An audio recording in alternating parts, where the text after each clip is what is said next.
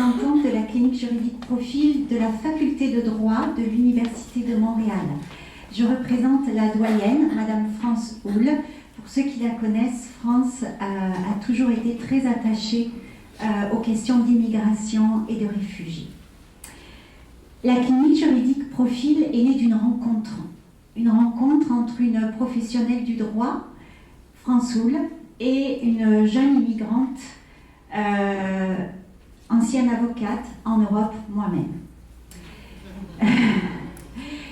Non, je vous raconte cette histoire parce qu'en fait, je crois que nous, les immigrants ou les réfugiés, on porte en nous un bagage, un recul, et c'est ce recul, c'est ce bagage, c'est toutes ces difficultés que j'ai pu rencontrer qui m'ont poussée à aller vers le droit de l'immigration, ce que je ne pratiquais pas du tout en Europe puisque j'étais spécialisée en droit de l'Union européenne.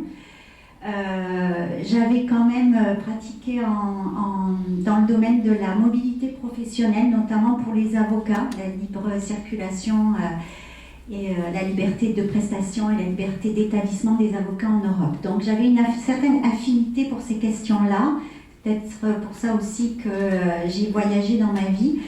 Mais ce que je voulais vous dire, c'est qu'avec ce bagage, on rencontre des difficultés, on est obligé de répondre soi-même à des questions et ensuite, lorsqu'on a de la difficulté soi-même à se positionner professionnellement dans un pays d'accueil, eh bien, ça paraît presque évident qu'à notre tour, on peut aider les gens qui vont passer par là. Donc, c'est un peu l'histoire de la clinique juridique.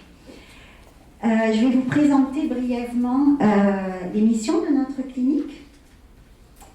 Donc, la première mission de la clinique, et vous l'avez dit, Madame Otis, les gens qui arrivent au Québec et au Canada en général ont le droit à avoir une information juste et précise pour cheminer dans leur parcours et leur intégration professionnelle. On sait que l'intégration professionnelle est gage d'intégration sociale. Il n'y a pas à tortiller, c'est comme ça pour tout le monde, qu'on soit immigrant européen ou réfugié de pays de guerre. L'intégration professionnelle est un gage d'intégration sociale.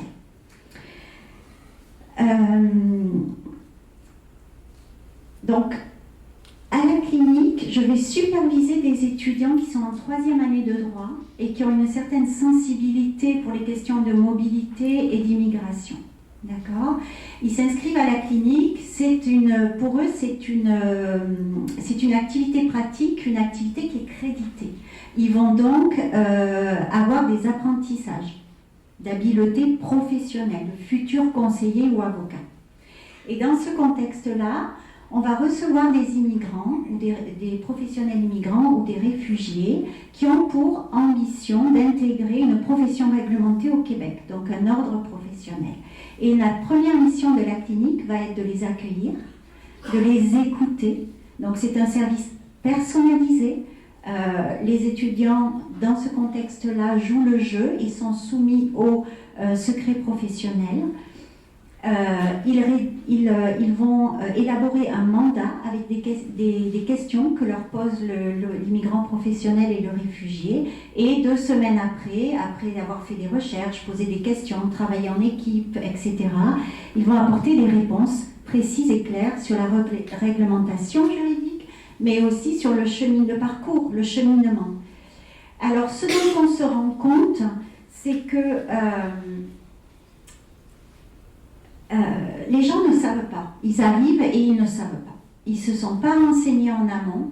Donc nous, au niveau de la clinique, on travaille beaucoup avec les consulats aussi au niveau local, au Canada. On va les voir, les étudiants se déplacent, vont les voir, vont expliquer ce que font la clinique juridique Profil, etc. Et du coup, les consulats, eux, quand ils reçoivent leurs compatriotes, eh ben, ils peuvent les renseigner sur notre service et les sensibiliser sur la nécessité de se renseigner en amont. L'information, en fait, notre clinique est quelque chose d'expérimental parce que le droit du professionnel immigrant n'existe pas. Disons que on se rend compte avec nos clients que c'est un droit en élaboration, en construction, et qui va aller chercher plusieurs domaines du droit. Nos immigrants ou nos réfugiés qui arrivent à la clinique arrivent avec des problèmes de statut, donc on est dans le droit d'immigration. Ils arrivent avec parfois des problèmes de contrat de travail et problématiques d'embauche. On est dans le droit du travail, purement québécois. Et parfois, on peut déceler des problématiques de violation d'égalité, de discrimination, de violation du droit à gagner sa vie. Et là, on est dans les droits des personnes et la charte. On fait face aussi à des incompréhensions vis-à-vis du contexte professionnel. Et c'est normal, on arrive, moi-même, je l'ai vécu, j'arrive dans un pays étranger et je me rends compte que la culture professionnelle, l'organisation institutionnelle professionnelle est différente, véhicule des valeurs différentes. Je vais vous raconter une anecdote, mais moi, en Europe, j'avais rarement entendu parler de la notion de protection du public en tant qu'avocate. Parce que la déontologie de l'avocat en Europe est basée sur les relations entre confrères et consoeurs ou entre le confrère et le juge, l'institution. Donc, quand je me suis préparée pour passer mon examen ici au barreau du Québec, j'ai questionné des gens qui étaient passés avant moi et ils m'ont dit, Karine, si tu comprends que toute la réglementation est basée sur l'objectif de protection du public, tu vas passer ton examen sans aucun problème.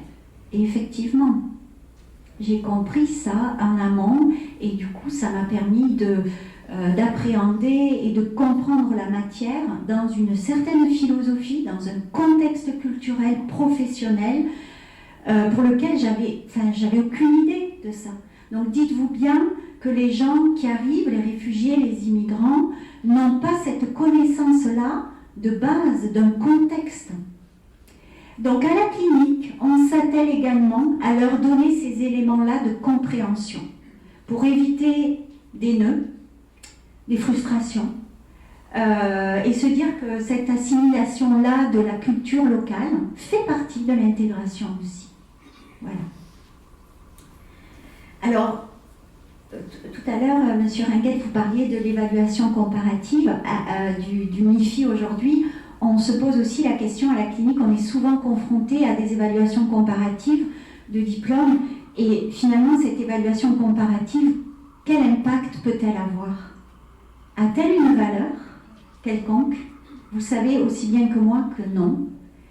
Quelle incidence cela peut avoir dans le parcours du réfugié ou de l'immigrant? C'est une question essentielle sur laquelle je pense qu'il va falloir travailler sérieusement dans le futur.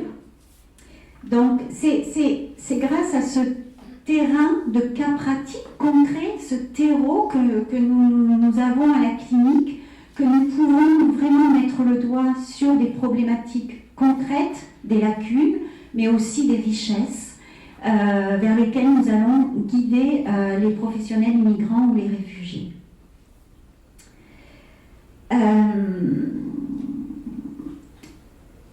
Nous rencontrons de plus en plus de réfugiés à la clinique. Effectivement, les problématiques auxquelles ils sont confrontés, outre celles que je viens de nommer au niveau de la connaissance même de la réglementation et de la procédure de cheminement vers l'intégration d'un ordre, c'est effectivement la reconnaissance, la possibilité d'apporter les diplômes. Alors sachez que ce qu'on voit dans la pratique à la clinique, c'est que quand même certains ordres sont enclins à quand même avancer dans le cheminement, même si tous les diplômes ne sont pas encore dans le dossier. Donc on voit vraiment une évolution au niveau des ordres professionnels. Bon, pour certains c'est plus facile que d'autres, mais il ne faut pas perdre espoir.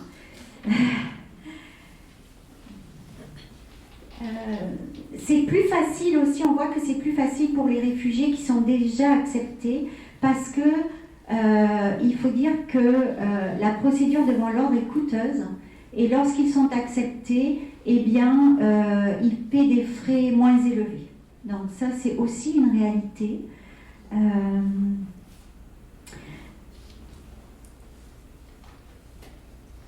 Alors, concrètement, nous avons donc une mission pédagogique, c'est-à-dire former les étudiants et les futurs juristes à être des professionnels ouverts sur ces questions-là.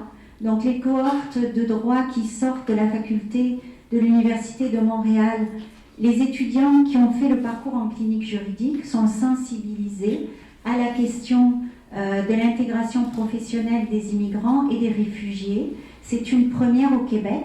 Notre clinique est unique au Québec. Elle est également unique au Canada. Je tenais à le dire. Donc ça, c'est une chose importante pour nous. Je voulais vous dire autre chose. C'est que à tous les niveaux du processus, nos étudiants vont suivre la personne de manière individuelle.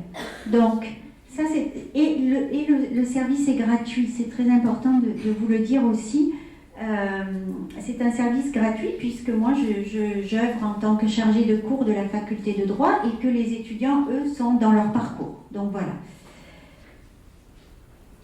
Donc nos étudiants, concrètement, ils vont vérifier si, outre le fait d'informer le professionnel immigrant ou le réfugié, ils vont vérifier si les exigences de l'ordre sont bien remplies, si elles ne sont pas exagérées ou abusives, auquel cas la clinique le fera savoir au niveau de l'ordre, et là c'est moi qui en prends la responsabilité. Nous allons aussi les aider à remplir les formulaires, parce que comme vous l'avez souligné tout à l'heure, ils ne comprennent pas forcément le français, ils ne sont pas familiers avec notre langue, ils sont en cours d'apprentissage, et chaque terme, ce sont des termes professionnels, est compliqué pour eux. Donc nous les soutenons vraiment main dans la main jusqu'au dépôt du dossier devant l'ordre ou devant une autre institution. Voilà, je crois que pour moi c'est fini. Un grand merci, Maître de Montaigne.